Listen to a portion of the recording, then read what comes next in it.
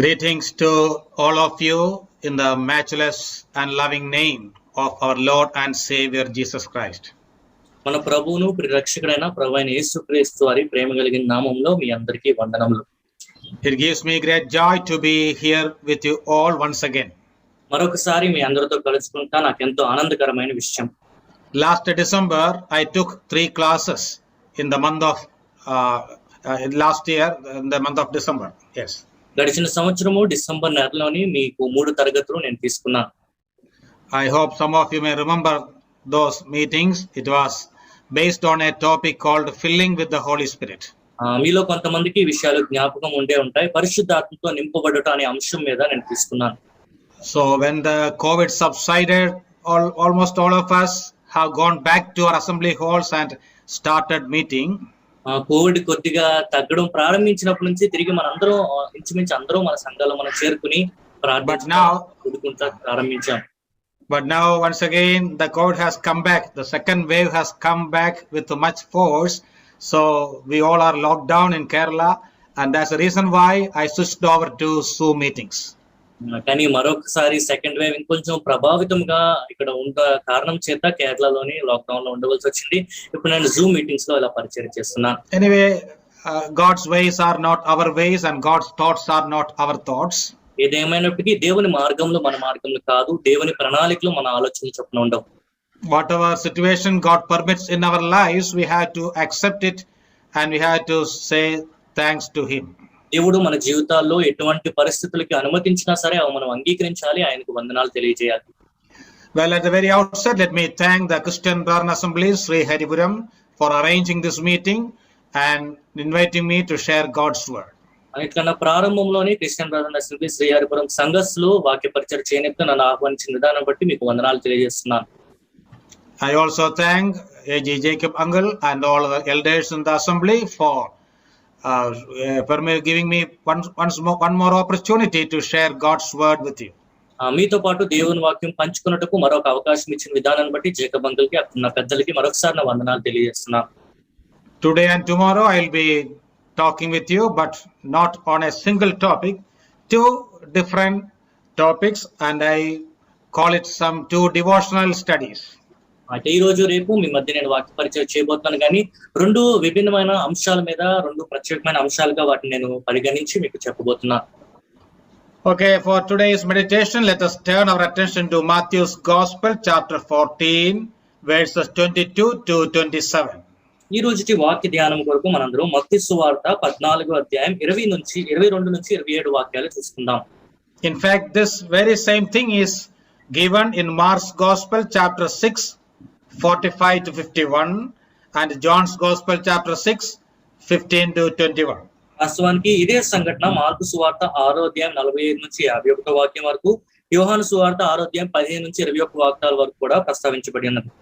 But we will be mainly focusing on the passage in the Gospel according to Matthew.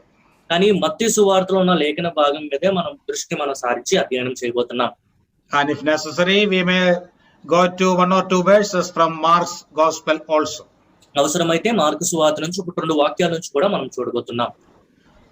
Brother, you can read it in Telugu, that portion, Matthew's Gospel, chapter 12, verses 22 to, chapter 14, 22 to 27.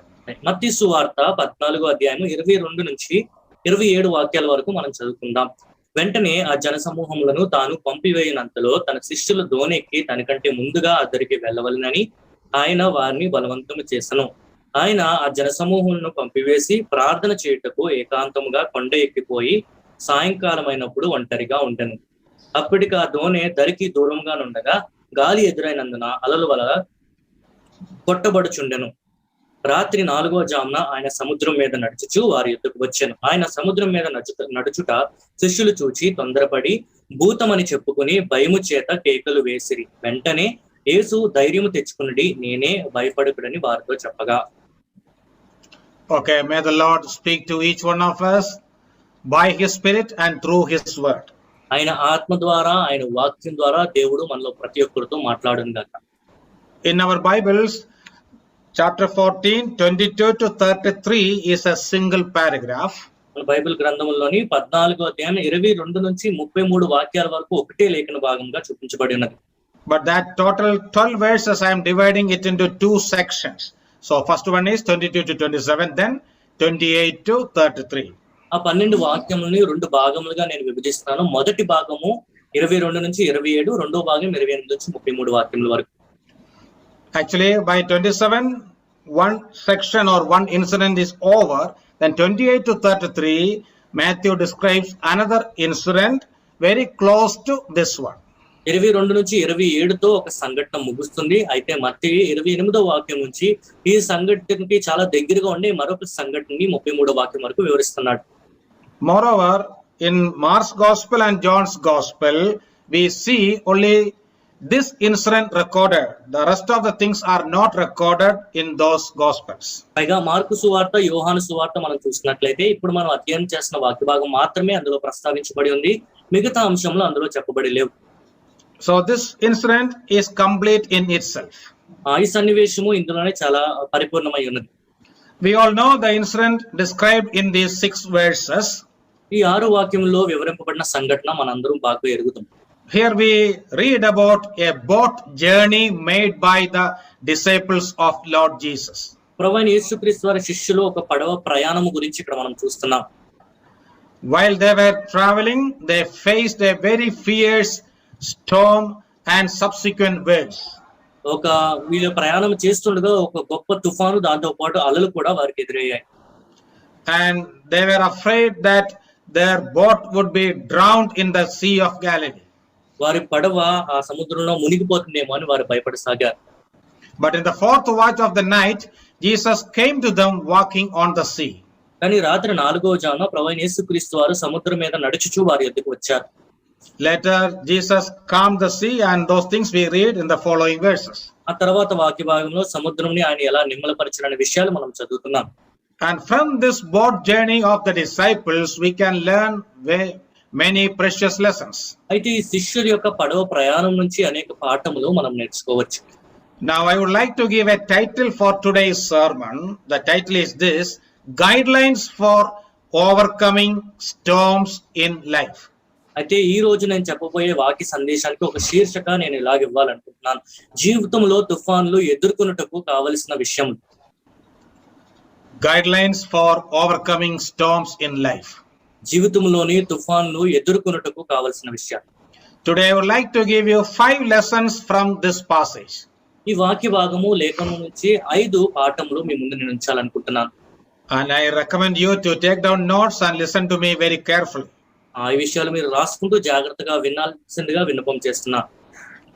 Even if you don't need these lessons today, you may require it tomorrow.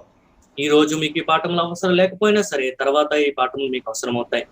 As I told you, here we read about one of the boat journeys of the disciples of Jesus. మొదటిగా చెప్పినట్లుగా ప్రభువైన యేసుక్రీస్తు వారి శిష్యుల యొక్క పడవ ప్రయాణం గురించి ఇక్కడ మనం వివరణ చూస్తున్నాం. Of course, this is a historical incident. ఇది ఒక చారిత్రాత్మక సంఘటన.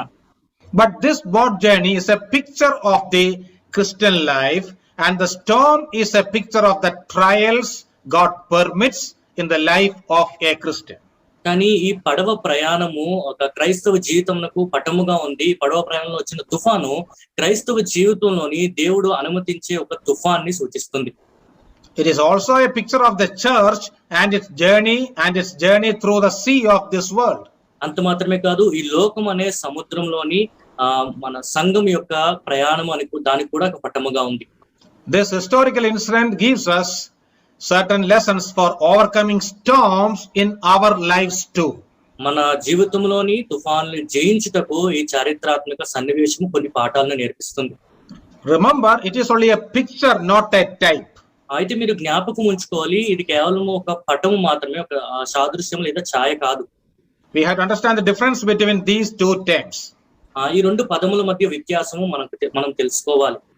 Type is a person or incident or a thing which is indicated in advance in the Old Testament and fulfilled in the New Testament. ఒక ఛాయ అనగా అది ఒక వస్తువు అయినా ఒక వ్యక్తి అయినా పాత నిబంధనలో మనం చూస్తున్నాము, నూతన నిబంధనలో అది పరిపూర్ణం అవుతుంది. For example, in 1 Corinthians 5:7 we read, Jesus Christ is our Passover lamb. ఉదాహరణకు కొరింథీయులకు రాసిన మొదటి పత్రిక 5వ అధ్యాయం 7వ వాక్యం మనం చదువుతాం. ప్రభువైన యేసుక్రీస్తు వారు మన పస్కా గొర్రెపిల్ల. Actually, the Passover lamb in the Old Testament is a type, and Jesus Christ is the antitype or substance. అయితే పాత నిబంధనలోని పస్కా గొర్రె దానికి ఛాయగా ఉంది. నూతన నిబంధనలో ప్రభువైన యేసుక్రీస్తు వారు దాన్ని పరిపూర్ణం చేస్తున్నారు. In this way, we can come across many types and antitypes or shadows and substances in the Bible.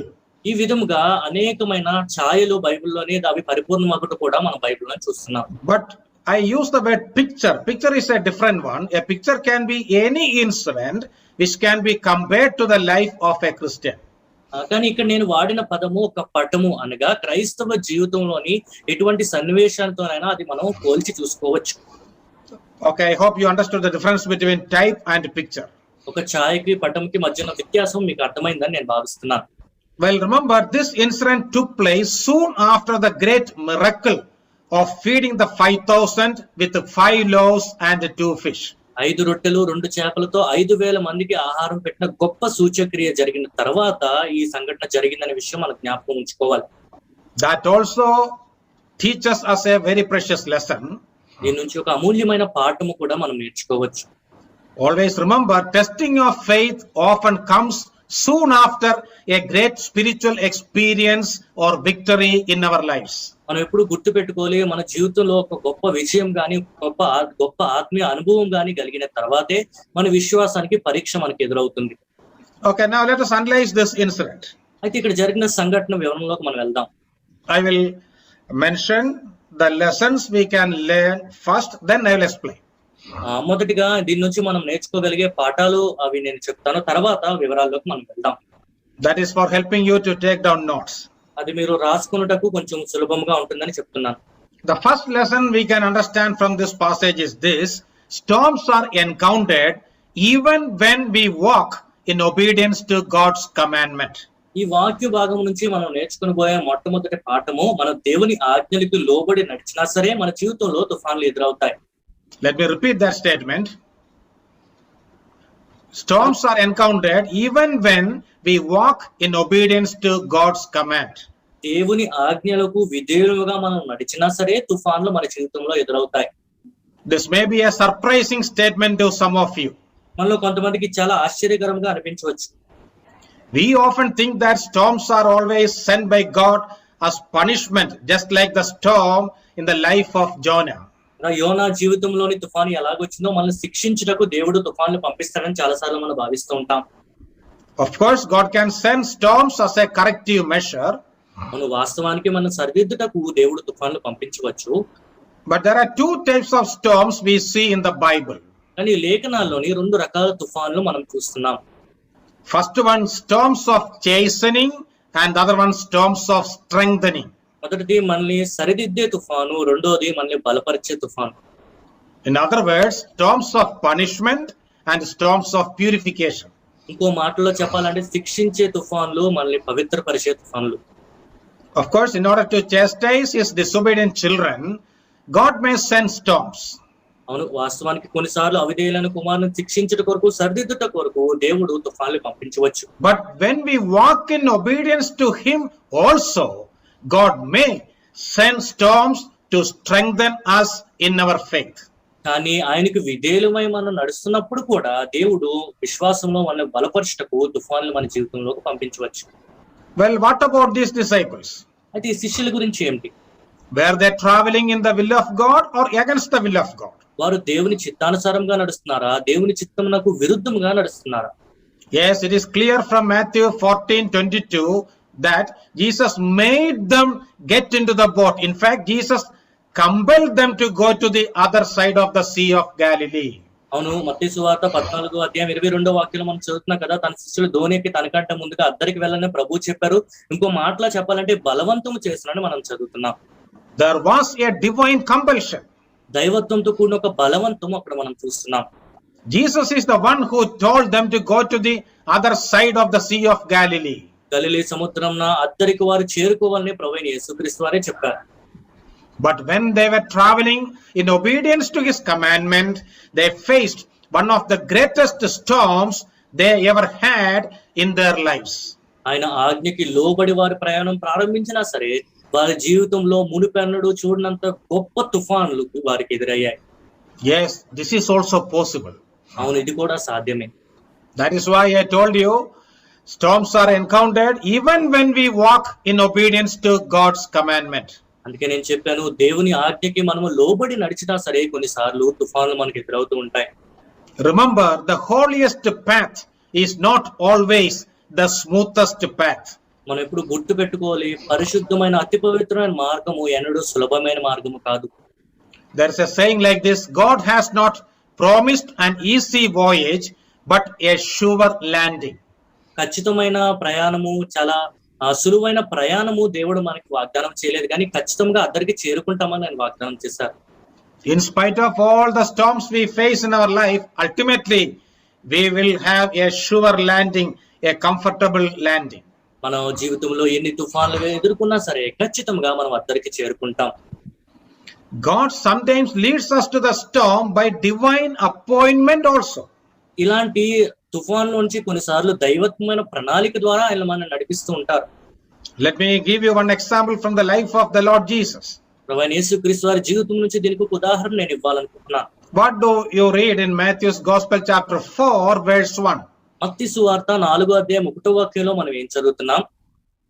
In Matthew's Gospel chapter 3, in the final part, we read about the baptism of the Lord Jesus.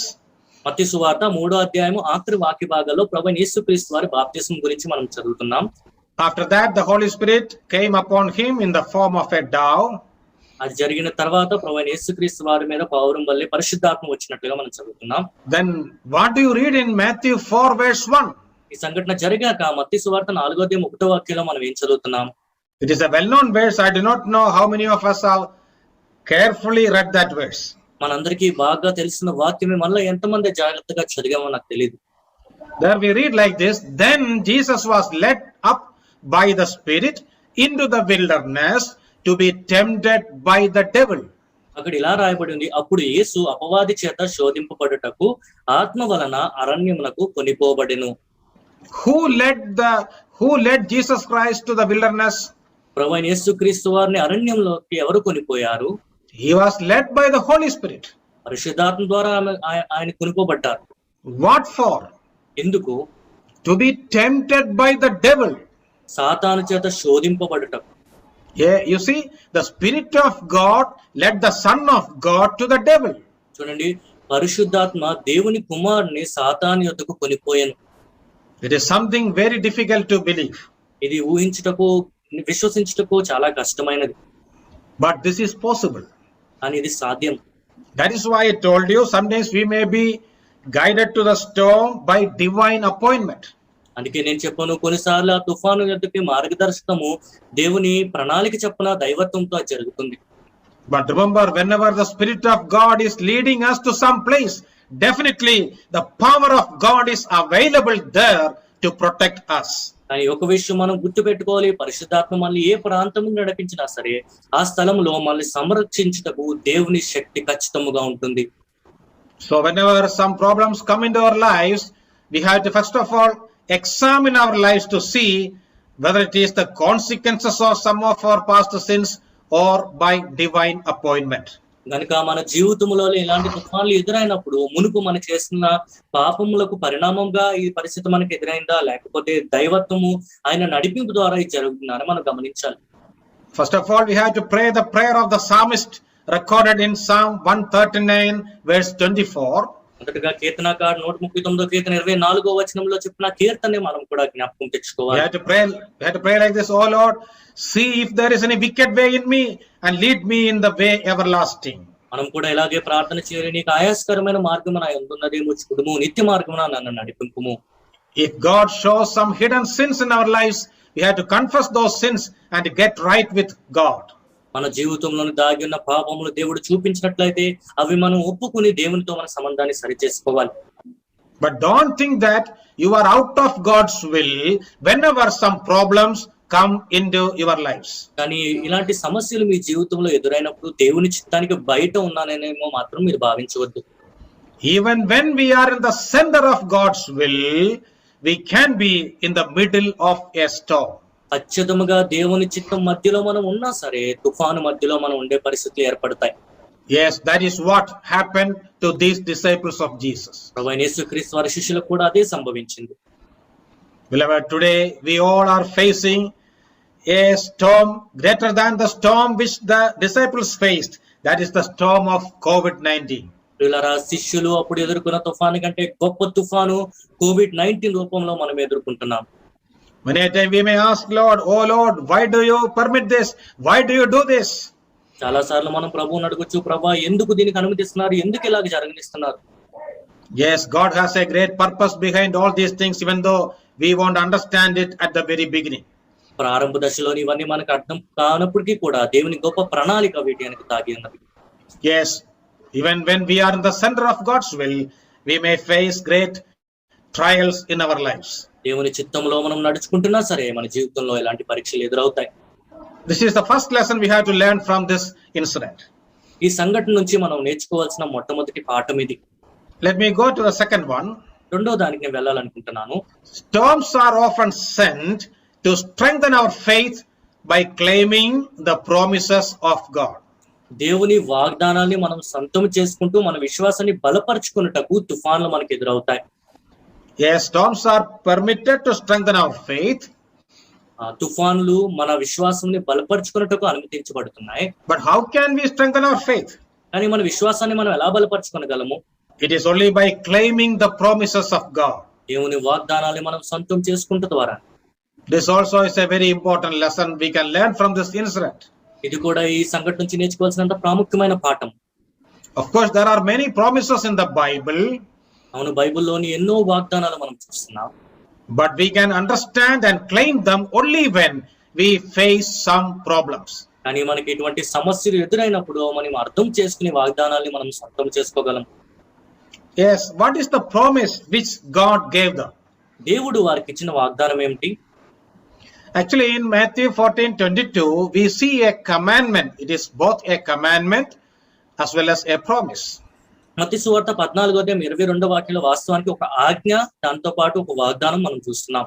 Go before him. In Matthew 14:22 we read, Jesus asked them to go before him to the other side of Galilee. 14:22 తన శిష్యులు దోణి ఎక్కి తనకంటే ముందుగా అద్దరికి వెళ్ళవలెనని. If you read Mark 6:45 also, there we read, and go before him to the other side to Bethsaida. అయితే mark సువార్త 6:45 చదువుతున్న దోణి ఎక్కి అద్దరున్న బెత్సైదాకు ముందుగా వెళ్ళుడని ఆయన తన శిష్యులను వెంటనే బలవంతం చేసింది. Jesus commanded them to go to the other side before him. ఆయన కంటే ముందుగా అద్దరికి వీరు వెళ్ళాలని దేవుడు వారికి ఆజ్ఞాపించారు. He specifically mentioned about the place where they have to go. వారు ఏ ప్రాంతంలోకి వెళ్ళాలో కూడా ప్రత్యేకంగా ఆయన చెప్పుచున్నాడు. Then what did Jesus mean by this commandment? ఆయన ఇచ్చిన ఈ ఆజ్ఞ ద్వారా దేవుడు ఏం చెప్పాలనుకున్నారు? My beloved disciples, you go before me, and later I will come and join with you. నా ప్రియ శిష్యులారా, నాకంటే ముందుగా మీరు వెళ్ళండి, ఆ తర్వాత నేను వచ్చి మిమ్మల్ని కలుస్తాను. So that is a promise also. అయితే అందులో ఒక వాగ్దానం కూడా మనం చూస్తున్నాం. So Jesus told them to go to the other side of the Sea of Galilee and then move to the place called Bethsaida. ప్రభువైన యేసుక్రీస్తు వారు గలిలీ సముద్రంలో అద్దరికి వారు చేరుకుని బెత్సైదా ప్రాంతానికి చేరుకునే వలన ఆజ్ఞాపించారు. If Jesus had told them to meet at Bethsaida, definitely they will reach there and Jesus also will follow them. బెత్సైదాలో మనం కలుద్దామని ప్రభువైన యేసుక్రీస్తు వారు చెప్పారంటే ఖచ్చితంగా వారు బెత్సైదాకు చేరుకుంటారు, ప్రభు వారిని వెంబడిస్తూ వెళ్తారు. So there is no possibility for them to be drowned in the middle of the sea. ప్రభు ఇలాంటి వాగ్దానం చేసిన తర్వాత సముద్రం మధ్యలో మునుగుటకు ఎటువంటి సంభవమే లేదు. But when they faced the great storms and waves, what would they might thought in their mind? కానీ ఇంత గొప్ప తుఫాను, ఇంత అలలు వారికి ఎదురైనప్పుడు వారి మనస్సులోని వారు ఏమని ఆలోచించుండవచ్చు? It is not recorded in the Bible, but we can guess what all things went through their mind. అది లేఖనాల్లో రాయబడి లేవు, కానీ వారి మనసులో ఏమేం సంభవించుంటుందో మనము ఆలోచించవచ్చు. I think they might have told one to another in this way. ఒకరితో ఒకరు వారు ఇలాగ సంబోధించుకుని ఉంటారేమో. Probably Peter might have started the conversation. బహుశా పేతురు ఈ సంభాషణ ప్రారంభించుంటాడేమో. I told the master at the very beginning, it is not wise to make a travel at night. నేను ఆయనకి ముందుగానే ప్రారంభంలోనే చెప్పాను, రాత్రికాల సమయంలో ప్రయాణం చేయడం అంత మంచిది కాదు. I was not at all willing to start this journey. అసలు ఈ ప్రయాణం ప్రారంభించడానికి నాకు అస్సలు ఇష్టం లేదు. But our Lord compelled us to go to the other side of the sea. కానీ మన ప్రభువే బలవంతంగా మనల్ని సముద్రం అద్దరికి చేరుకోమని ఆజ్ఞాపించారు. Then naturally all of the disciples would have joined with Peter and they also would say Amen. పేతురుతో కలిసి మిగతా శిష్యులందరూ కూడా ఆమేన్ అని ఉంటారు. Because none of them were willing to make a travel at night. ఎందుకంటే రాత్రికాల సమయంలో ప్రయాణం చేయటకు వాళ్ళు ఎవ్వరూ కూడా ఇష్టపడట్లేదు. That is why we read that Jesus compelled them or urged them to go to the other side. అందుకే మనం ఆ మాట చదువుతున్నాం, ప్రభువైన యేసుక్రీస్తు వారు వారిని బలవంతం చేశారు అద్దరికి చేరుకోవాలని. So definitely these disciples might have thought, anyway, our Lord compelled us to go and he didn't come with us and now we are in the midst of a storm. అయితే శిష్యులు ఇలాగ ఆలోచించుంటారని మనం భావించవచ్చు. ప్రభువైన యేసుక్రీస్తు వారు మమ్మల్ని బలవంతపరిచారు, ఆయన మనతో పాటు రాలేదు, ఇప్పుడు ఈ మధ్యలో తుఫాన్లో మేము చిక్కుపోయి ఉన్నాం. And the time is at midnight. ఆ సమయం అర్ధరాత్రి వేళ. And they were at the middle of the sea. సముద్రము మధ్యలో ఉన్నారు.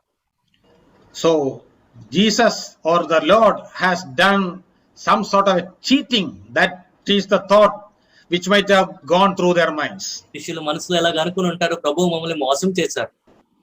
But actually what should have they thought when they face this storm? కానీ ఈ తుఫాను ఎదురైనప్పుడు వారి వాస్తవానికి వారి ఆలోచన ఎలా ఉండాలి?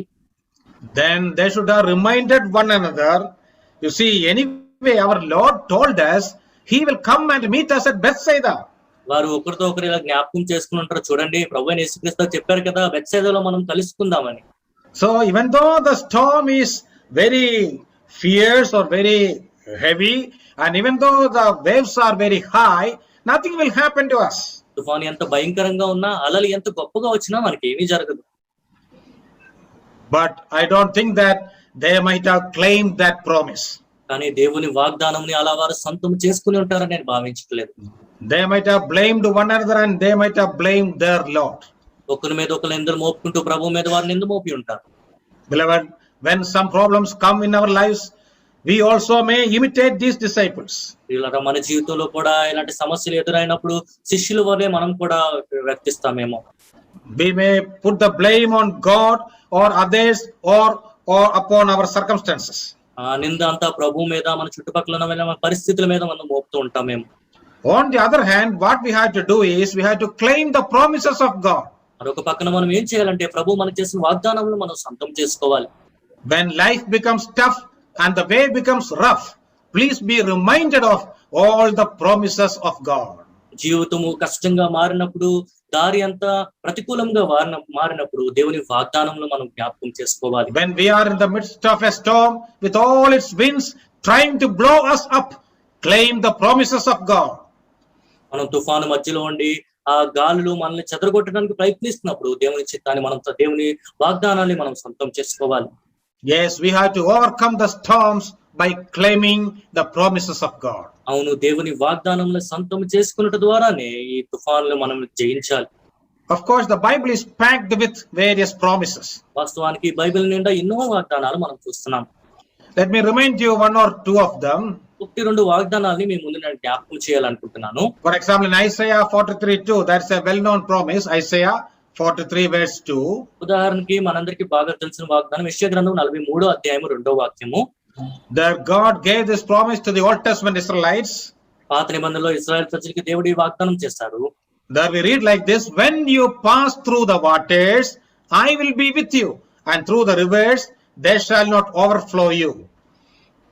అంటే ఆ వాక్య భాగంలో మనం ఇలా చదువుతున్నాం, నీ జలముల్లో బడి దాటినప్పుడు నేను నీకు తోడైయుందును, నదుల్లో బడి వెళ్ళినప్పుడు అవి నీ మీద పొర్లి పారవు. You see, the Bible doesn't say that we will not pass through the waters. ఇలా జలముల్లో నుంచి మనం ప్రయాణం చేయము అనే లేఖనాలు మనకు చెప్పట్లేదు, కానీ Definitely we will pass through waters. ఈ జలముల్లో నుంచి, నదుల్లో నుంచి ఖచ్చితంగా మనం ప్రయాణిస్తాం. But what is the promise? కానీ వెళ్తున్నప్పుడు మనకి ఇవ్వబడిన వాగ్దానం ఏంటి? God promised that I will be with you. నేను నీకు తోడై ఉంటానని దేవుడు వాగ్దానం చేస్తున్నాడు. And the Bible says that we will pass through the river. మనము జలములు నదుల్లో బడి వెళ్ళినప్పుడు అని బైబిల్ చెప్తుంది. But they will never overflow on us. అవి మన మీద పొర్లి పారవు అని చదువుతున్నాం. Similarly, when we walk through the fire, we shall not be burned. అదే విధంగా మనం అగ్ని మధ్య నడిచినప్పుడు కూడా మనం కాలిపోము. And the flame will not scorch us. జ్వాలలు మనల్ని కాల్చవు. There's a well-known promise in Hebrews 13:5 also. హెబ్రీయులకు రాసిన పత్రిక 13:5 కూడా మనందరికీ బాగా పరిచయమైన వాగ్దానం చూస్తున్నాం. In the second part of that verse, we read like this. ఆ వాక్య భాగంలో ఆఖరి మాటలో మనం ఇలా చదువుతున్నాం. For he himself has said, I will never leave you nor forsake you. నిన్ను ఏమాత్రమును విడువను, నేను ఎన్నడూ ఎడబాయనని ఆయనే చెప్పాను కదా. It is actually a quotation from Deuteronomy 31:6. అది ద్వితీయోపదేశకాండం 31:6 నుంచి తీసుకొనబడి ఉన్నది. This seems to be a very short sentence. అది చాలా చిన్న వాక్యంగా మనకు అనిపిస్తుంది. But interestingly, in the Greek text, that is the original text of the New Testament, there are 5 negative words used in this small verse or small promise. ఆసక్తికరమైన విషయం ఏంటంటే ప్రారంభంలోని Greek భాషలో కొత్త నిబంధన రాయబడింది. గ్రీకు భాషలోని 5 నకారాత్మక మాటలు ఇందులో వాడబడి ఉన్నాయి. If we translate it exactly from the original language, ఆ గ్రీకు భాష నుంచి అది ఉన్నట్టుగా మనం అనువదించినట్లయితే it is like this. అది ఇలాగ ఉంటుంది. He himself has said, that means God himself has said, never not you will I leave. That means I will never not leave you. 2 times the word never or not comes. అయితే అక్కడ మనం ఉన్న భాషలోనే తర్జుమా చేసినట్లయితే ఆయనే స్వయంగా చెప్పారు, నిన్ను ఎన్నడూ విడువను. Yes. So that repetition we can see there. 2 మార్లు ఆ మాట వాడబడినట్లు మనం చదువుతున్నాం. In the second part, 3 times that word never comes. Nor never not you will I forsake. అయితే రెండో భాగంలో 3 సార్లు నేను ఎన్నడు అనే మాట వాడడం, ఎన్నడు నిన్ను ఎడబాయనని ప్రభు చెప్పుట. So repeatedly God says, I will never leave you, I will never forsake you. సారి ప్రభు చెప్తున్నారు, నిన్ను ఎన్నడు విడును, ఎన్నడు ఎడబాయను. We have to be very careful about the repetitions in the Bible. Bible గ్రంథంలోని సారి చెప్పబడిన మాటలు బట్టి మనం చాలా జాగ్రత్త వహించాలి. I don't know why the modern translators omitted this repetition in Hebrews 13:5. నూతన తర్జుమాలోని హెబ్రీయులకు రాసిన పత్రిక 13:5 అనువదించే వారు ఎందుకు అది తీసివేశారో నాకు తెలియదు. Probably if the word never is used repeatedly, that may look very awkward in the Bible, or awkward in the English language or modern languages. English భాషలో గానీ ఆధునిక భాషల్లో గానీ ఎన్నడు అనే మాట 2-3 సార్లు వాడినప్పుడు అది కొంచెం అభ్యంతరకరంగా అనిపిస్తుందేమో. That is why in all our languages translations that repetition has been omitted. అందుకే మన భాషలన్నిటిలో కూడా తర్జుమాల్లోని అన్ని సార్లు అది రాయబడలేదు. But we should not omit anything in the Bible. If Bible says something 2 times, we have to translate it like that. కానీ Bible గ్రంథంలో మనం ఏది తీసివేయకూడదు. బైబిల్లో కానీ అది 2 సార్లు చెప్పబడి ఉంటే 2 సార్లు కూడా మనం అనువాదం చేయాలి. Let me give you another simple example. మరొక చిన్న ఉదాహరణ నేను ఇస్తాను. You may remember how God called Moses. దేవుడు మోషేని ఎలాగ పిలిచారో మీకు జ్ఞాపకం ఉండే ఉంటుంది. Exodus 3 we read, when God appeared to him in the burning bush, he called him Moses. నిర్గమకాండం 3వ చదువుతున్నాం కదా, దేవుడు మోషేకి ప్రత్యక్షమైనప్పుడు మోషే అని 2 సార్లు పిలిచారు. In the same way, when God appeared to Samuel, he called him Samuel. అదే విధంగా దేవుడు సమూయేలుకు ప్రత్యక్షమైనప్పుడు కూడా సమూయేలు అని 2 సార్లు ఆయన సంబోధించారు. Then New Testament we read it, when Jesus appeared to Saul, he called him Saul. కొత్త నిబంధనలో కూడా ప్రభు సౌలుకి దర్శనం ఇచ్చినప్పుడు సౌలా అని 2 సార్లు ఆయన పిలిచారు. So this is God's way of calling.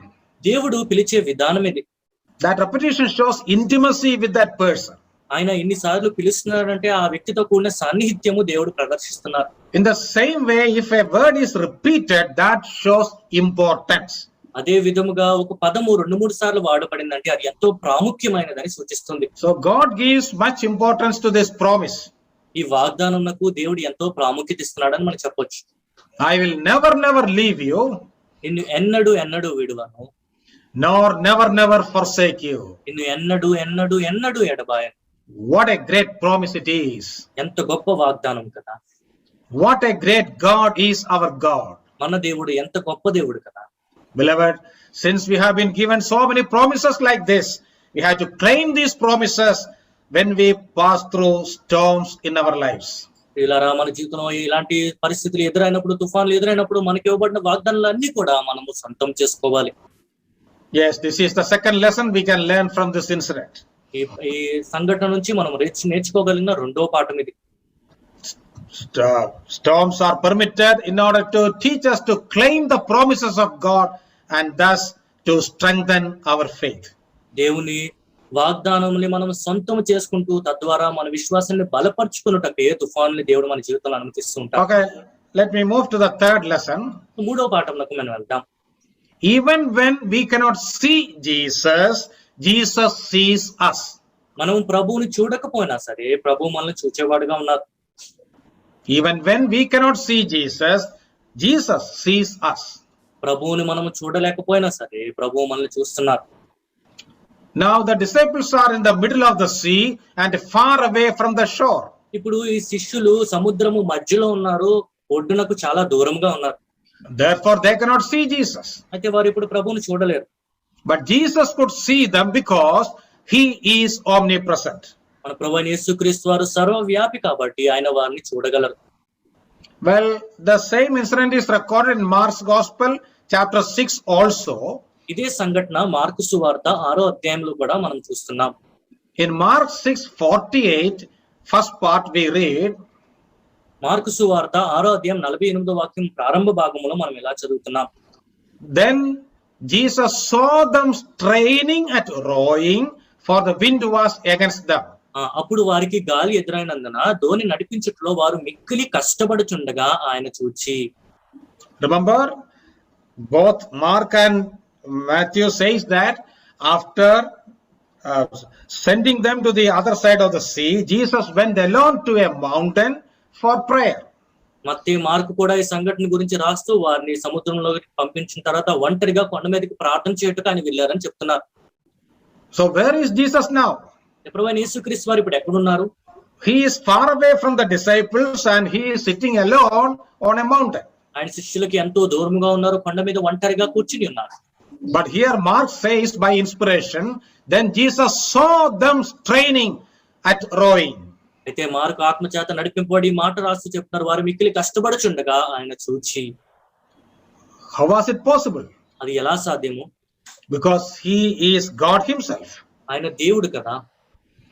So the disciples cannot see Jesus because the time is midnight and they were far away from the shore. అర్ధరాత్రి సమయంలో ఒడ్డుకి చాలా దూరంగా ఉన్న కారణం చేత శిష్యులు ప్రభువును చూడలేని పరిస్థితిలో ఉన్నారు. When they looked around, they could see only the wind and waves. నలుదిక్కులు చూసినప్పుడు గాలి తుఫాన్లు మాత్రమే వారికి కనిపించాయి. But Jesus, though he was sitting far away from them, he knew the exact position of this little boat. కానీ ప్రభు వారికి అంత దూరంగా ఉన్నప్పటికీ ఈ చిన్న పడవ ఖచ్చితంగా ఏ స్థలంలో ఉందో ప్రభువుకు తెలుసు. He knew exactly the height of the waves. అక్కడ వస్తున్న అలలు ఎత్తెంతో ఖచ్చితంగా ప్రభువుకు తెలుసు. He knew the speed of the wind. గాలి యొక్క వేగం ఆయనకు తెలుసు. He knew the depth of the water. నీటి యొక్క లోతు ఆయనకు తెలుసు. Yes, he knew all the details of their circumstances because of his omniscience. ఆయన సర్వజ్ఞాని గనక వారి పరిస్థితులన్నిటి వివరముల గురించి ఆయనకి స్పష్టంగా తెలుసు. And his eyes were always upon them, even though they couldn't see them. See him. వారు ఆయన్ని చూడలేని పరిస్థితి ఉన్నప్పటికీ దేవుడు ఎల్లప్పుడూ ఆయన కనులు వారి మీద ఉంచే ఉన్నాడు. Beloved, we know that there are times in our life when our circumstances are so dark and so unfavorable to us. చాలా సార్లు మన జీవితంలో పరిస్థితులు ఎంతో అంధకారం, మనకి ఎంతో ప్రతికూల పరిస్థితులు ఉన్నట్లుగా మనకు తెలుసు. Sometimes it will become so hopeless and we ourselves are in a helpless situation. ఎంతో నిరీక్షణ లేని నిస్సహాయ పరిస్థితిలో కొన్నిసార్లు మనం ఉండిపోతూ ఉంటాం. At that time we cannot see God. ఆ సమయంలో మనం దేవుని చూడలేము. Sometimes we may doubt even the presence of God in our lives. మన జీవితంలో దేవుడు ఉన్నాడా అని కూడా కొన్నిసార్లు సందేహం కలుగుతూ ఉంటుంది. But be cheerful and be encouraged because God always sees us. కానీ మనం ఆనందించాలి, ప్రోత్సాహపరచబడాలి, ఎందుకనగా దేవుడు ఎల్లప్పుడూ మనల్ని చూచే దేవుడు. Whether we see him or feel his presence, God sees us at all times. మనం ఆయన్ని చూడకపోయినా ఆయన సన్నిధానాన్ని మనం అనుభవించలేకపోయినా ఎల్లప్పుడూ ప్రతి సమయంలో ఆయన మనం చూస్తున్నాడు. And he sees us in all places. ప్రతి స్థలములు యందు ఆయన మనల్ని చూస్తున్నాడు. He sees us in times of trouble and turmoil. సమస్యలు ఎదురైనప్పుడు, మన దిగ్భ్రాంతి గురైనప్పుడు ఆయన మనం చూస్తున్నాడు. He sees us both at day and at night. ఉదయకాల సమయం, రాత్రికాల సమయం కూడా ఆయన మనం చూచే దేవుడు. Today, my beloved brothers and sisters, God sees you and me.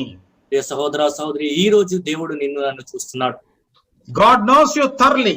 దేవుడు నిన్ను పూర్తిగా ఎరిగి ఉన్నాడు. God listens even to the groanings of your heart. నీ హృదయంలో మూలుగులు కూడా ఆయన వినే దేవుడు. Yes, his eyes are always upon us. ఆయన కళ్ళు ఎల్లప్పుడూ మన మీదే ఉన్నవి. In Psalm 32 verse 8 we read, ఆ కీర్తనలో 32వ కీర్తన 8వ వాక్యంలో మనం చదువుతున్నాం కదా, I will instruct you and teach you in the way you should go. నీకు ఉపదేశము చేసదను, నీవు నడవలసిన మార్గమును నీకు బోధించదను. I will guide you with my eye. నీ మీద దృష్టి ఉంచి నీకు ఆలోచన చెప్పెదను. You see that last part? I will guide you with my eye. నీ మీద దృష్టి ఉంచి, నా కనుదృష్టి ఉంచి నేను నడిపించదను అని దేవుడు చెప్తున్నాడు. That means God always watches over us. అని అర్థము, దేవుడు ఎల్లప్పుడూ మనం చూచే దేవుడుగా ఉన్నాడు. There are so many verses like this. ఎన్నో వాక్యములు ఇలా మనం చూడొచ్చు. Let me give you one example from the book of Exodus. నిర్గమకాండం నుంచి ఒక ఉదాహరణ మేము ఉంచుతాను. In the book of Exodus we read about the Israelites who were in Egypt. నిర్గమకాండంలోని ఐగుప్తులో ఉన్న ఇశ్రాయేలు ప్రజల గురించి మనం చూస్తున్నాం. When they were slaves there, they thought that God had already forgotten and forsaken them. వారు బానిసలుగా దాసులుగా ఉన్నప్పుడు దేవుడు మమ్మల్ని తృణీకరించాడు, మమ్మల్ని మర్చిపోయాడని వారు భావించారు. But God appeared to Moses one day in the burning bush and declared to him. అయితే దేవుడు మండుచున్న పొదలోని మోషేకి కనిపించి ఆయనకి ఈ మాట చెప్పారు. In Exodus 3:7 we read. నిర్గమకాండం 3వ అధ్యాయం 7వ వాక్యంలో ఆ మాట మనం చదువుతున్నాం. Exodus 3:7. నిర్గమకాండము 3వ అధ్యాయం 7వ వాక్యము. And the Lord said, I have surely seen the oppression of my people who are in Egypt, and have heard their cry because of their taskmasters, for I know their sorrows. చూడండి, నిర్గమకాండం 3వ అధ్యాయం 7వ వాక్యంలో, మరియు యెహోవా ఇట్లను, నేను ఐగుప్తులోనున్న నా ప్రజల బాధను నిశ్చయముగా చూచితిని, పనులలో తమను కష్టపెట్టు వారిని బట్టి వారు పెట్టిన మొరను వింటిని, వారి దుఃఖములు నాకు తెలిసే ఉన్నవి. You see, here in this verse also, in the original, the word seen comes 2 times. చూడండి, ఈ వాక్య భాగంలోని అసలైన భాషలో రాయబడినప్పుడు చూచితిని అనే మాట 2 సార్లు రాయబడి ఉన్నది. You observe the words seen, heard, know. నేను చూచాను, విన్నాను, నేను ఎరిగి ఉన్నానని 3 పదములు అక్కడ మనం చూస్తున్నాం. So these poor people thought that God was not seeing them or hearing their cries, and God doesn't know anything about them. పాపం వీరు అనుకున్నారు, దేవుడు మమ్మల్ని చూడట్లేదు, మా మొర దేవునికి వినిపించట్లేదు, మా బాధల గురించి దేవునికి తెలియదు. But God appeared to Moses and declared, I have seen their oppression, I have heard their prayers and cries, and I know their present situation. కానీ దేవుడు మోషేకి ప్రత్యేకమై చెప్తున్నాడు, నిశ్చయముగా వారి బాధను నేను చూచితిని, వారి మొరను నేను వింటిని, వారి దుఃఖములు నాకు తెలిసే ఉన్నవి. Yes, there are times in our lives also when we cannot see God. మన జీవితంలో కూడా కొన్ని పరిస్థితుల్లోని దేవుడు మనకు కనిపించడు. But remember, He sees us. అని మనం జ్ఞాపకం ఉంచుకోవాలి, ఆయన ఎల్లప్పుడూ మనం చూసే దేవుడు. And He is a very present help in trouble. మనకి అవసరమైన సమయంలోని ఆయన ఎల్లప్పుడూ మనం ఆదుకునే దేవుడు. Sometimes in our desperation we may ask, Oh Lord, don't you see my affliction and hear my prayers? కొన్నిసార్లు నిరాశలోని, ప్రభువా నా పరిస్థితిని, నా శ్రమలు నీవు చూడట్లేదా, నా ప్రార్థన నీవు ఆలకించట్లేదా అని అడుగుతూ ఉంటాం. But God will say, Son, daughter, I see everything clearly, and I have put your tears in my bottle. అయితే కుమారుడా, కుమార్తె, నేను అన్ని చాలా స్పష్టముగా చూస్తున్నాను, నీ కన్నీళ్ళని నా కవల్లో నాకు కనబడింది కదా అని ఆయన చెప్తున్నాడు. Yes, even when we cannot see Jesus, Jesus always sees us. ప్రభువుని మనం చూడలేనప్పటికీ కూడా ఆయన ఎన్నడూ మనం చూసే దేవుడుగా ఉన్నాడు. Okay, let us go to the 4th lesson. 4వ పాఠంలోకి మనం వెళ్దాం. Jesus comes to us at the right time to save us. మనల్ని రక్షించుటకు తగిన సమయంలో ప్రభువు మన యొద్దకు వస్తారు. Jesus comes to us at the right time or due time to save us. తగిన సమయంలోనే మనం రక్షించుటకు ప్రభువు మన యొద్దకు వస్తారు. That we read in verse 25. అదే మాట 25వ వాక్యంలో మనం చదువుతున్నాం. Now in the 4th watch of the night, Jesus went to them walking on the sea. చూడండి, 25వ వాక్యంలో, రాత్రి 4వ జామున ఆయన సముద్రము మీద నడుచుచు వారి యొద్దకు వచ్చెను. Here Matthew says Jesus came in the 4th watch of the night. ఇక్కడ మత్తయి చెప్తున్నాడు, ప్రభువైన యేసుక్రీస్తు వారు 4వ జామున రాత్రికాల సమయంలో వారి యొద్దకు వచ్చెను. Fourth watch, according to Roman system, is from 3 a.m. to 6 a.m. రోమీల పద్ధతిని బట్టి 4వ జాము అనగా ఉదయకాల సమయము 3 గంటల నుంచి 6 గంటల మధ్యలో. Jesus came after 3 in the morning, probably at 4 o'clock. ఉదయకాల సమయం 3 గంటల తర్వాత అంటే బహుశా ఆయన 4 గంటలకు వచ్చి ఉంటారేమో. Yes, he came when it was the darkest. అంధకారము కటిక చీకటి ఉంటుండగా ఆయన వచ్చారు. He came when they were the most exhausted. వారు పూర్తిగా అలసిపోయిన స్థితిలో ప్రభు వచ్చారు. When the situation was the most hopeless. వారికి ఇంక ఏ మాత్రం ఆశ లేని పరిస్థితిలో ప్రభు వచ్చారు. That means when they gave up all their hope. వారికున్న ఆశలన్నీ కూడా వారు వదిలేశారు. When their faith reached rock bottom. వారి విశ్వాసం అట్టడుగు స్థాయికి చేరుకుంది. Yes, Jesus often comes in the moment of our desperation. అవును, ప్రభు చాలా సార్లు మనలో ఏ మాత్రం ఆశ లేని పరిస్థితిలో వస్తూ ఉంటారు. As far as we are concerned, that is the fourth watch of the night. మనకు సంబంధించి 4వ జాము అనగా day. But remember, God's time is called the right time. అని దేవుని సమయమును తగిన సమయం అని పిలుస్తూ ఉంటాం. He is the God of the right time or due time. తగిన సమయం యొక్క దేవుడు అని మన దేవుని గురించి మనం చెప్పొచ్చు. That is why later Peter wrote in his first epistle, 1 Peter 5:6. అందుకే పేతురు మొదటి పేతురు రాసిన పత్రిక 5వ అధ్యాయం 6వ వాక్యంలో తర్వాత రాస్తున్నాడు.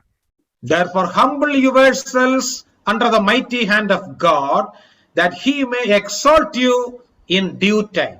దేవుడు తగిన సమయమందు మిమ్మల్ని హెచ్చించినట్లు ఆయన బలిష్టమైన చేతుల కింద దీన మనస్కులై ఉండుడి.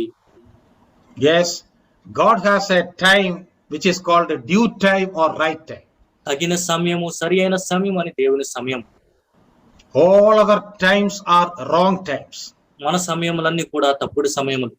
Here Peter says, maybe from his own life experience, he says, beloved, you have to humble yourselves and sit under the mighty hand of God. Then he will lift you up in his due time. పేతురు బహుశా తన అనుభవం నుంచి మాట చెప్తున్న ప్రియులారా, దేవుడు తగిన సమయంలో మిమ్మల్ని హెచ్చించినట్లు ఆయన బలిష్టమైన చేతుల కింద దీన మనస్కులై ఉండుడి. I told you God's time is called the due time. నేను చెప్పాను దేవుని సమయము తగిన సమయం. In the same way, God's grace is called the grace that will help us in due time. మనకి తగిన సమయములో ఉపయోగపడే కృప అని దేవుని కృపను గురించి మనం చెప్పొచ్చు. In Hebrews 4:16 we read, హెబ్రీయులకు రాసిన పత్రిక 4వ అధ్యాయం 16వ వాక్యంలో మనం చదువుతున్నాం. Let us therefore come boldly to the throne of grace, that we may obtain mercy and find grace to help in time of need. మన శ్రమకాలమందు మన అవసరం ఉన్నప్పుడు ఆయన కృపను కనికరమును పొందుకొనుటకు ధైర్యముతో ఆయన కృపాసనం వద్దకు వచ్చేదని హెబ్రీయులకు రాసిన పత్రిక 4వ అధ్యాయం 16వ వాక్యంలో చూస్తున్నాం. Yes, God will definitely come at the right time and he will give us the grace which will help us in due time. తగిన సమయంలో దేవుడు వచ్చి మనకు కావాల్సిన కృపను ఆయన అనుగ్రహించేవాడుగా ఉన్నాడు.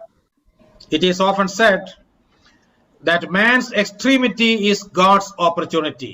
చాలా సార్లు ఇలాగా చెప్పబడుతుంటది, మనుషుడు అలా కఠినమైన సమయంలోనే అది దేవుని అవకాశంగా మనం చెప్పొచ్చు. In other words, when all our efforts fail, he takes over and solves our problems. మరొక మాటలో చెప్పాలంటే మన ప్రయాస అంతా వ్యర్థమైనప్పుడు, మనం అన్ని విధాల ప్రయత్నం చేసిన తర్వాత మనము విఫలమైనప్పుడు మన సమస్యలను ఆయన పరిష్కరిస్తాడు. That is called the right time of God or due time. తగిన సమయము దేవుని సమయం అని దాన్ని మనం వర్ణించవచ్చు. For example, let us consider the life of Abraham. మనం అబ్రహాము జీవితంలో ఒకసారి చూద్దాం. When he became 100 years old, he lost all the hope of becoming a father. ఆయన 100 సంవత్సరాల వయసు కలిగినప్పుడు నేను తండ్రి అవుతానని అనుకున్న ఆశ మొత్తం కోల్పోయాడు. In fact, Abraham got a promise about a child when he was only 75 years old. Abraham 75 సంవత్సరాల వయసు కలిగిన వాడు అయినప్పుడే నీకు కుమారుని అనుగ్రహింపబడిన దేవుడు వాగ్దానం చేశారు. And when he was about 100 years old, that means almost waiting for long 24 years, he lost all the hope. 24-25 సంవత్సరాలు ఆయన దేవుని వాగ్దానం కోసం ఎదురు చూసి తన ఆశ అంతా కోల్పోయాడు. He thought that it would be something impossible. ఇంక ఇది అసాధ్యమని భావించాడు. But at that time, God appeared to him, God strengthened him and gave him a child. కానీ ఆ సమయంలో దేవుడు ఆయనకు ప్రత్యక్షమై ఆయన బలపరిచి ఆయనకు కుమారుడిని అనుగ్రహించాను. That was the right time of God. అది దేవుని తగిన సమయం. God has a timetable and he will work only according to his divine clock. దేవుని సమయంనకు ఒక పట్టిక ఉంది. ఆయన ప్రణాళికను బట్టి దాన్ని బట్టి ఆయన కార్యములు చేస్తూ ఉంటారు. Yes, in this way I can give you many examples, but I am not multiplying the examples. ఈ విధంగా ఎన్నో ఉదాహరణలు నేను చెప్పొచ్చు, కానీ ఉదాహరణలన్నీ వివరాల్లోకి నేను వెళ్ళట్లేదు. Remember this fact, our God is the God of the right time. జ్ఞాపకం ఉంచుకోండి, మన దేవుడు తగిన సమయంలో మనకు అవసరమైంది. Yes, when our Lord Jesus was in this world, he told many times that my hour has not yet come. మన ప్రభువైన యేసుక్రీస్తు వారు ఈ లోకంలో ఉన్నప్పుడు చాలా సార్లు చెప్పారు కదా, నా సమయం ఇంకనూ రాలేదు. That we read in John's Gospel, chapter 2, verses 4, 7, 6, and so on. అలాగే యోహాను సువార్త 2వ అధ్యాయం 4వ వాక్యంలోని 7వ అధ్యాయం 6వ వాక్యంలో అనే వాక్యాల్లో మనం మాట మనం చూడొచ్చు. Many a time we won't see Jesus coming to us, walking at the fourth watch, because we are not desperate enough. That is why we cannot see Jesus coming to us. చాలా సార్లు ప్రభువైన యేసుక్రీస్తు వారు రాత్రి 4వ జామున సముద్రం మీద నడుస్తూ మన దగ్గర వచ్చి మనం చూడము. ఎందుకంటే మన ఆశ అంతా మనం కోల్పోయిన పరిస్థితిలో ఇంకా లేము. Today when we think about the situation of the world, we know that the world is at the fourth watch of the night. ఈ లోక పరిస్థితిలో ఈ రోజు మనం చూస్తున్నప్పుడు రాత్రి 4వ జామున ఈ లోక పరిస్థితి ఉందని మనకు అర్థమవుతుంది. Because of the global COVID disease, world in a sense is at the fourth watch. ఈ కోవిడ్ మహమ్మారి వల్ల ఒక విధంగా చెప్పాలంటే లోకము 4వ జామున ఉన్నది. For the past almost more than 1 year, we all have been suffering in different ways because of this pandemic. గడిచిన సంవత్సరం కంటే పైగా ఈ మహమ్మారి వల్ల మన అందరం కూడా ఎంతో శ్రమల గుండా వెళ్ళవలసి వస్తుంది. Many of our dear ones suffered this disease. మనలో ఎంతో మంది ప్రియులు ఈ వ్యాధి గుండా వెళ్ళాల్సి వచ్చింది. Some of them have been promoted to glory. అలా కొంతమంది ఆ మహిమలోకి కొనిపోబడిన వారు ఉన్నారు. So in general the whole world is shattered by this pandemic. ఒక విధంగా చెప్పాలంటే మహమ్మారి వల్ల లోకమంతా తునాతునకలు అయిపోయిన పరిస్థితి. Remember, even believers are not exempt from this disease. జ్ఞాపకం ఉంచుకోండి, విశ్వాసులు ఈ వ్యాధి నుంచి ప్రత్యేకింపబడిన వారు కాదు. So the world is getting, or the time is getting darker and darker every day. దినములు దినదినము ఇంకా అంధకారంగా మారుతున్నాయి. In spite of the discovery of a vaccine and all, still we are not completely freed from the threat of this disease. Vaccine వచ్చినా సరే పూర్తిగా ఈ వ్యాధి యొక్క భయం నుంచి మనం బయటపడలేకపోతున్నాం. Even those who have taken vaccine also are affected by this disease. Vaccine తీసుకున్న వారు కూడా ఈ వ్యాధి యొక్క ముప్పు పొంచి ఉన్నది. Yes, really we are at the fourth watch. నిజముగా మనం రాత్రి 4వ జాము పరిస్థితిలో ఉన్నాం. People are getting more and more weary. ప్రజలు దినదినము ఇంకా అలసిపోతున్నారు.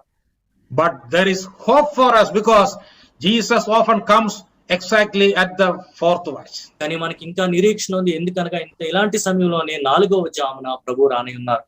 He comes to us at the darkest moment of our lives. మన జీవితంలోని కట్టిక చీకటితో నిండి ఉన్న సమయంలోనే ఆయన మన యొద్దకు వస్తారు. So we need not be discouraged. మనము నిరుత్సాహపడాల్సిన అవసరం లేదు. We have to sincerely and earnestly pray for the removal of this disease. యథార్థంగా ఈ వ్యాధి నుంచి తొలగిపోబడాలి అని మనం ఎడతెగక ప్రార్థన చేయాలి. We should not give up our prayer. మన ప్రార్థనని మనం వదులుకోకూడదు. And we have to take all the care, humanly speaking, possible.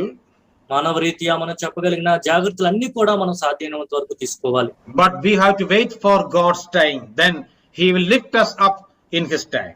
కానీ దేవుని సమయం కోసం మనం ఎదురు చూడాలి. తగిన సమయంలో ఆయన మనల్ని హెచ్చిస్తాడు.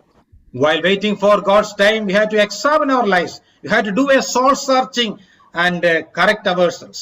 ఆయన కొరకు మనం ఎదురు చూస్తుండగా మన జీవితాలను మనం పరీక్షించుకుంటూ మనం సరిదిద్దుకోవాలి.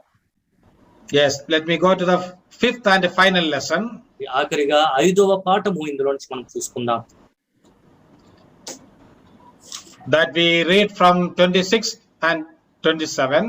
26, 27 వాక్యాల్లోనే మాటలు మనం చదువుతున్నాం. There we read like this: and when the disciples saw him walking on the sea, they were troubled, saying, "It is a ghost," and they cried out for fear. But immediately Jesus spoke to them, saying, "Be of good cheer. It is I. Do not be afraid."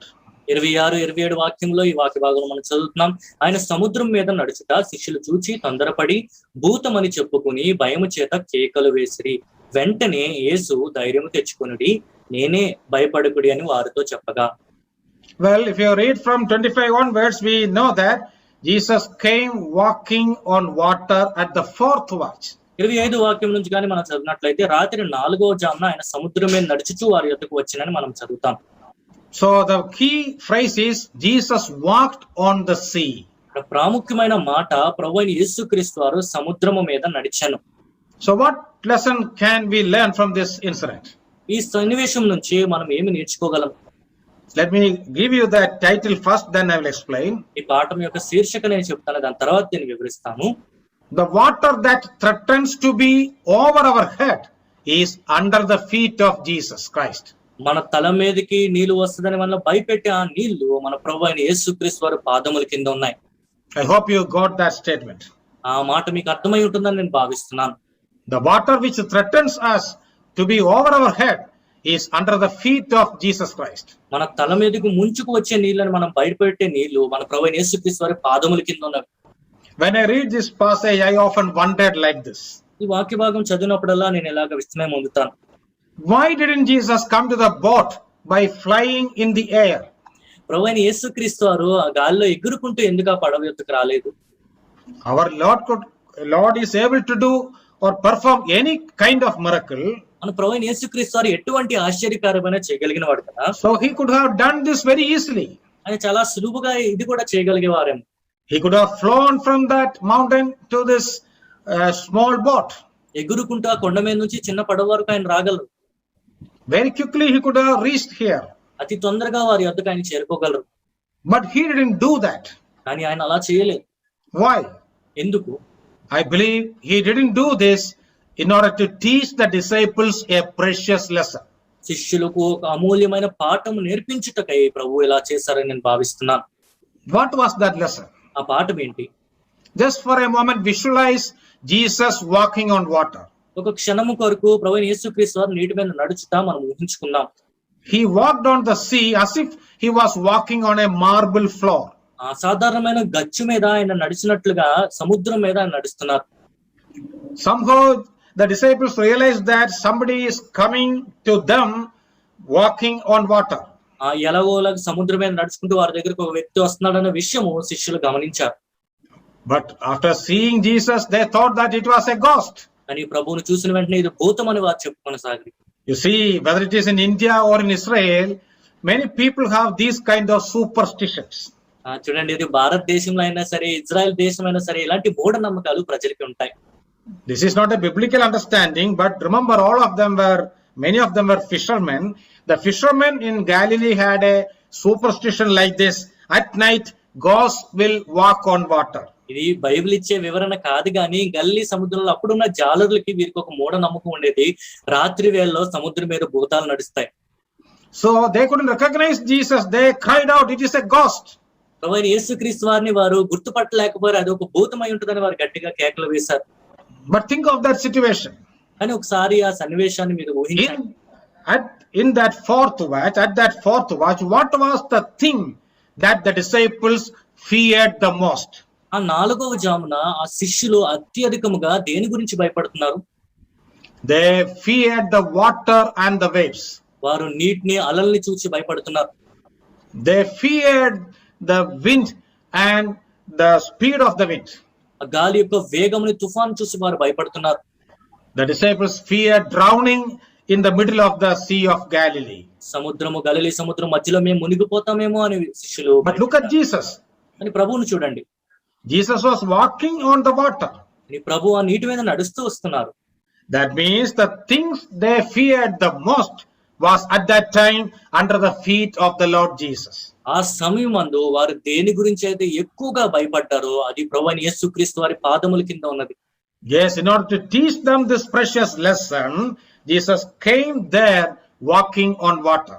ఈ అమూల్యమైన పాఠమును శిష్యులకు నేర్పించుటకై ప్రభువైన యేసుక్రీస్తు వారు నీటి మీద నడుచుకుంటూ వారి యొద్దకు వచ్చారు. That is the reason why he didn't come there by flying in the air. ఆ కారణము చేతనే వారి యొద్దకు ఎగురుకుంటూ ప్రభు రాలేదు. But unfortunately, the disciples didn't understand anything and they didn't learn a lesson. కానీ దురదృష్టవశాత్తు శిష్యులకు అదేం అర్థం కాలేదు, అక్కడ వారు పాఠం నేర్చుకోలేకపోయారు.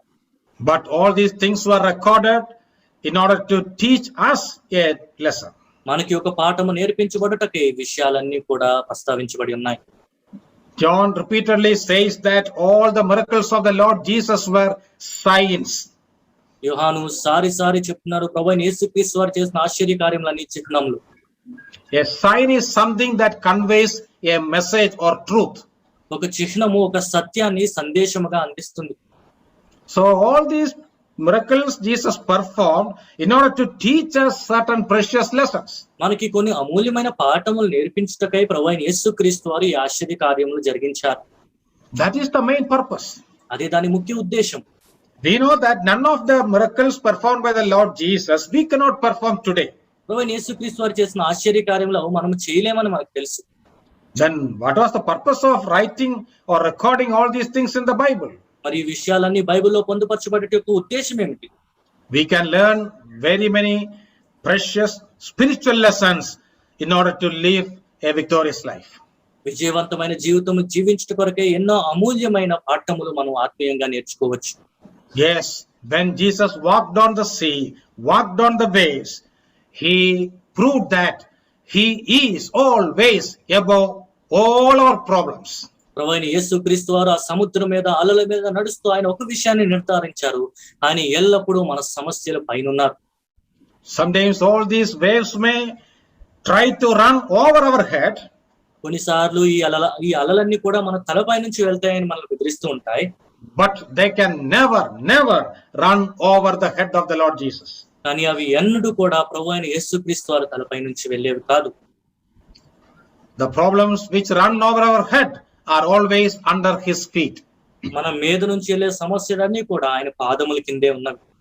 In Philippians 2:9 Paul writes, ఫిలిప్పీయులకు రాసిన పత్రిక 2:9 అపోస్తలుడైన పౌలు రాస్తున్నాడు, after the death, burial and resurrection of the Lord Jesus, ప్రభువైన యేసుక్రీస్తు వారు మరణించి పాతిపెట్టబడి తిరిగి లేచిన తర్వాత God exalted him above everything and everyone. అందరికి అన్నిటికీ పైన ప్రతి నామమునకు పైనాముగా ఆయన దేవుడు అనుగ్రహించడం మనం చదువుతున్నాం. In Philippians 2:9 we read, ఫిలిప్పీయులకు రాసిన పత్రిక 2:9 మనం చదువుతున్నాం, therefore God also has highly exalted him and given him the name which is above every name. ప్రతి నామమునకు పైనామముగా ఆయన అనుగ్రహించను అని మనం చదువుతున్నాం. What is the meaning of the phrase a name which is above every name? అన్ని నామములకు పైనామము అనే మాటకి అర్థం ఏంటి? That figure of speech means God has given him a position which is above every positions.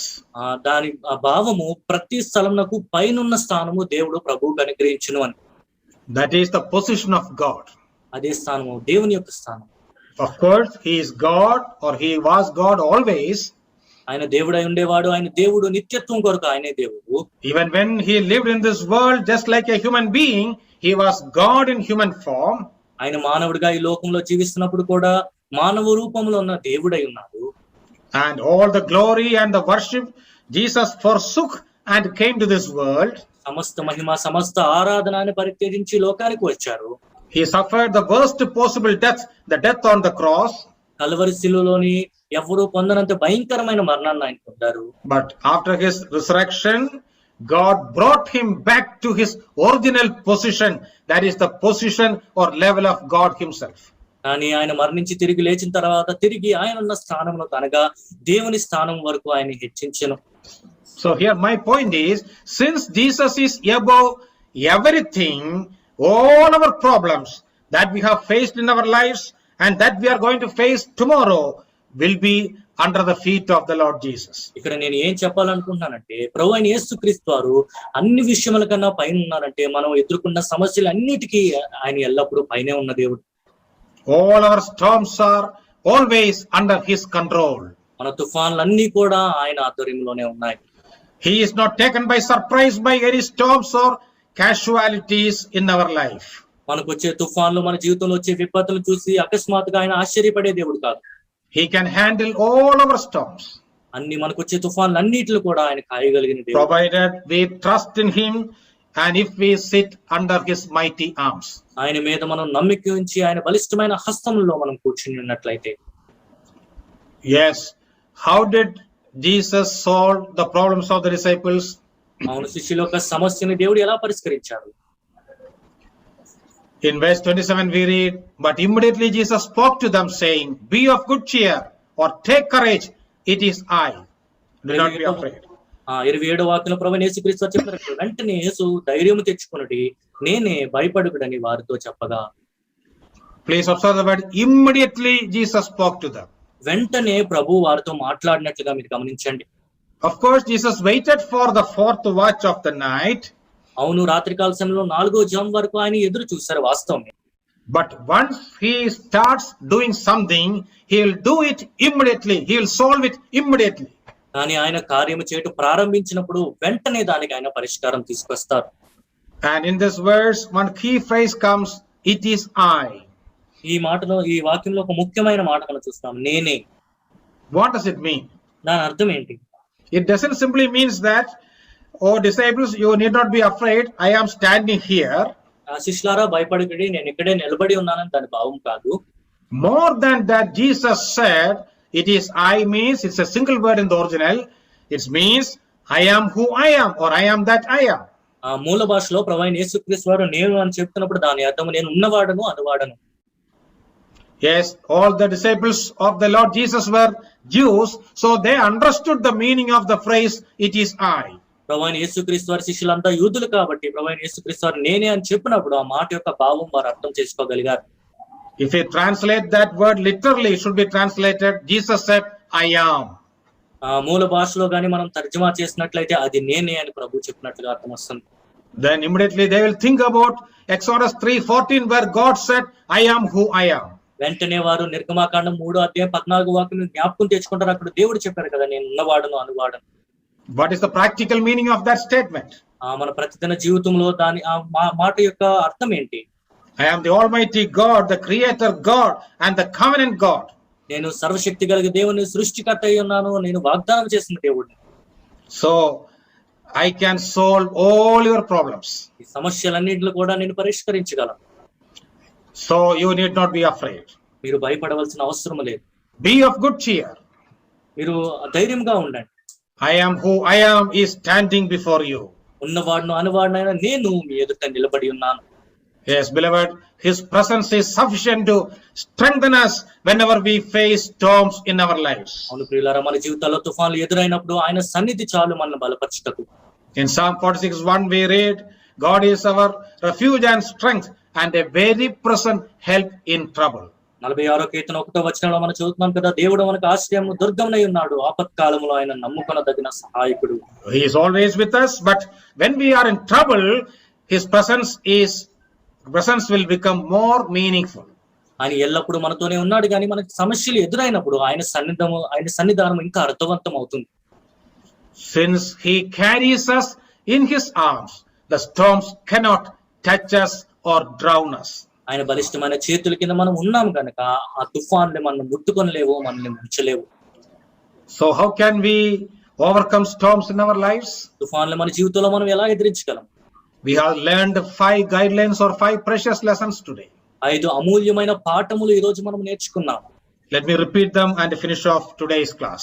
ఆ 5 మాటలు నేను చెప్పి ఈ రోజు తరగతి ముగించాలనుకుంటున్నాను. First one, storms are often encountered even when we walk in obedience to God's commandment. మొదటిది, దేవుని ఆజ్ఞలకు మనం లోబడి నడిచినా సరే తుఫాన్లు మనకి ఎదురవుతాయి. Number 2, storms are often sent to strengthen our faith by claiming the promises of God. రెండోది, దేవుని వాగ్దానం మనం సొంతం చేసుకుంటూ విశ్వాసంలో మనం బలపడుటకై తుఫాన్లు పంపింపబడుతూ ఉంటాయి. Number 3, even when we cannot see Jesus, Jesus always sees us. మూడోదిగా, మనం ప్రభువుని చూడలేనప్పటికీ కూడా ఎల్లప్పుడూ ప్రభు మనల్ని చూస్తూ ఉంటారు. Number 4, Jesus comes to us at the right time to save us. నాలుగోది, తగిన సమయంలో మనం రక్షించుటకు ప్రభు మన యొద్దకు వస్తారు. The fifth one, the water that threatens to be over our head is under the feet of Jesus Christ. మన తల మీదకి వచ్చి మనల్ని ముంచుకొస్తాయని భయపెట్టే ఆ నీళ్లు ప్రభువైన యేసుక్రీస్తు వారి పాదముల కింద ఉన్నారు. Beloved, I do not know any of you personally, వ్యక్తిగతంగా మీలో ఎవరు కూడా నాకు తెలియదు, but I think all of you may fall into one of these 3 categories. ఈ 3 విభాగాల్లో మీలో ప్రతి ఒక్కరు కూడా ఏదో విభాగానికి చెంది ఉంటారని నేను భావిస్తున్నాను. Some of you may be heading towards a storm now. ప్రస్తుతము ఒక తుఫాను వైపు మీరు ప్రయాణం చేస్తున్న వారు జాబితాలో ఉండవచ్చు. Some others may be in the middle of a storm now. ప్రస్తుత పరిస్థితుల్లో మీలో కొంతమంది తుఫాను మధ్యలో ఉన్నవారు ఉంటారు. And certain others may have just come out of a storm. మీలో కొంతమంది ఇప్పుడే ఒక తుఫాను నుంచి బయటకు వచ్చిన వారై ఉంటారు. Whatever may be your condition or circumstance, I think these lessons are applicable to you also. మీరు ఏ స్థితిలో ఉన్నా, మీ పరిస్థితులు ఎలాగున్నా సరే ఈ పాఠములు మీకు కూడా అనువర్తిస్తాయని నేను భావిస్తున్నాను. All these things are recorded in the Bible so that we have to learn and practice these things and be blessed in our lives. ఈ విషయాలని నేర్చుకుని అనుదిన జీవితంలో అనుసరించి మన జీవితంలో ఆశీర్వదింపబడుటకు బైబిల్లో ఇవన్నీ పొందుపరచబడి ఉన్నాయి. May the Lord enable all of us to practice these things and lead a victorious life in the coming days. ఈ విషయాలన్నీ మన జీవితాల్లో పాటిస్తూ విజయవంతమైన జీవితం జీవించుటకు దేవుడు మనందరికీ సహాయం చేయను గాక.